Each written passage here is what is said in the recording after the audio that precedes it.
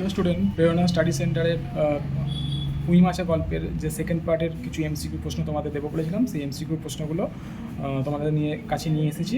একটু দেখে নেওয়া প্রশ্নগুলো। আচ্ছা, 44 নম্বর প্রশ্ন, সেকেন্ড পার্ট হিসেবে এটাকে আমি দেখছি। ফার্স্ট পার্টে আমার কিছু প্রশ্নগুলো দেওয়া ছিল।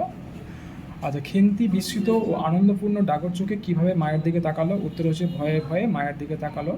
45 নম্বর প্রশ্ন, অন্নপূর্ণা কুচো চিংড়ি দিয়ে চুপি চুপি কী রান্না করলেন? উত্তর হবে পুঁই শাকের তরকারি বা পুঁই শাকের চচ্চড়ি। পরে 46 নম্বর প্রশ্ন, অসহায় হরি খেয়ে? উত্তর হচ্ছে গল্পের অন্যতম প্রধান চরিত্র তথা খেন্তির বাবা। পরের প্রশ্ন, পাথুরে বোকা বলতে কি বোঝো? একেবারে উত্তর হবে একেবারে বুদ্ধিহীন বা নিরেট বোকা। 48 নম্বর প্রশ্ন, পুঁই মাছা গল্পে কে গাছ কেটেছে? উত্তর হবে তারক্ষুড়ো। 49 নম্বর প্রশ্ন, অন্নপূর্ণার দৃষ্টিতে পাথুরে পোকা কারা? উত্তর হবে অন্নপূর্ণার স্বামী ও তার মেয়েরা। 55 নম্বর প্রশ্ন, অন্নপূর্ণা কোথায় বসে চুলে তেল দিচ্ছিল? উত্তর হবে খড়ের রান্নাঘরে দাওয়ায়। পরের প্রশ্ন, 51 নম্বর, মুখুজ্জে বাড়ির ছোটো খুকির নাম কি? উত্তর হবে দুর্গা। পরের প্রশ্ন 52 নম্বর, লেজ ঝোলা হলদে পাখি কোন গাছের ডালে বসছিল? উত্তর হবে আমরা। পরের প্রশ্ন 53 নম্বর, বরজ পোতা মেটে আলু চুরির কথা জানালে কারা চৌকিদার ডেকে ধরিয়ে দেবে? উত্তর হচ্ছে গোসাইরা। পরের প্রশ্ন হচ্ছে 55 নম্বর, বরজপ্রতাপ বিজন বনে দিনে দুপুরে কি লুকিয়ে থাকে? উত্তর হচ্ছে বাঘ।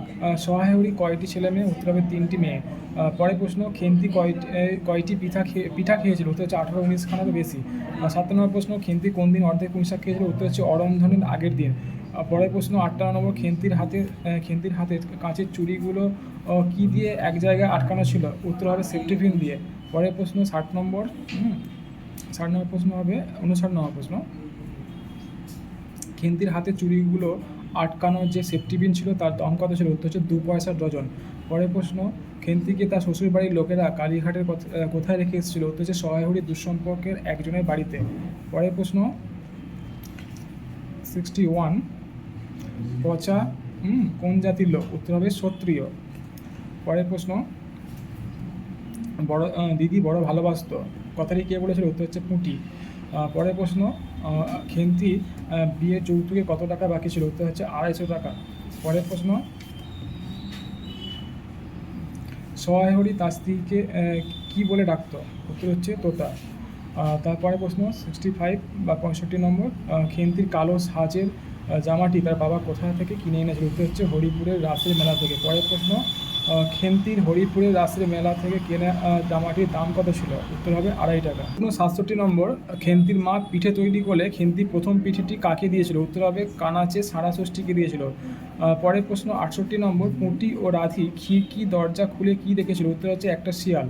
পরের প্রশ্ন 69 নম্বর, পুঁই মাছা গল্পে কাদের চামার বলা হয়েছে? উত্তর হচ্ছে খেন্তির শ্বশুরবাড়ির লোকদের। 70 নম্বর প্রশ্ন, সহায়হরি পূর্বপুরুষের নাম কি? উত্তর হবে পরমেশ্বর চাটুর্যের। পরের প্রশ্ন 71 নম্বর, কার আমলে সহায়হরি পূর্বপুরুষদের পরমেশ্বর চাটুর্যের নামে বাঘেঘটুতে এক ঘাটে জল খেত? উত্তর হবে নীলকুঠির আমলে। পরের প্রশ্ন 72 নম্বর, অন্নপূর্ণা কী জন্য শ্বশুরের বাড়ি গিয়েছিল? উত্তর হবে নবান্ন মিখিয়ে দিতে এবং ইতুর ঘটগুলো বের করতে। পরের প্রশ্ন 73 নম্বর, মুখুজ্জে বাড়ি যাবার পথে অন্নপূর্ণা কী কী গাছ দেখেছিল? উত্তর শ্যাওড়া, বনভাট, রংচিতা, বনচালতা গাছের ঘন বন। পরের প্রশ্ন 74 নম্বর, পুঁটির জ্যাঠাইমারা অনেক দুধ নিয়েছিল, সেই দুধ দিয়ে কে ক্ষীর তৈরি করেছিল? এর উত্তর হবে রাঙা দিদি। পরের প্রশ্ন 75 নম্বর, ওরা তো ওবেলা ব্রাহ্মণ নেমন্তন্ন করেছিল, কোটেশন হাইপেন দিয়ে ব্রাহ্মণদের মধ্যে কারা ছিল? এর উত্তর হবে সুরেশ কাকা আর ওপাড়ার তিলুর বাবা। পরের প্রশ্ন, জ্যাঠাইমার বাড়িতে ব্রাহ্মণদের জন্য কি কি খাবার তৈরি করা হয়েছিল? উত্তর হচ্ছে পায়েস, ঝোলপুলি আর মুখ তুপ্তি। পরের প্রশ্ন, ক্ষীরের পুর না হলে কি আর পাটিসাপটা হয় না? কথাটি কে বলেছিল? উত্তর হচ্ছে খেদি। তো যাই হোক, এইগুলোই তোমাদের কাছে প্রশ্ন। এই প্রশ্নগুলো ভালো করে করো, তোমাদের খুব কাজে লাগবে। পরের ভিডিওতে আবার নতুন কোনো টপিকস নিয়ে ফিরে আসবো। ধন্যবাদ দেখার জন্য।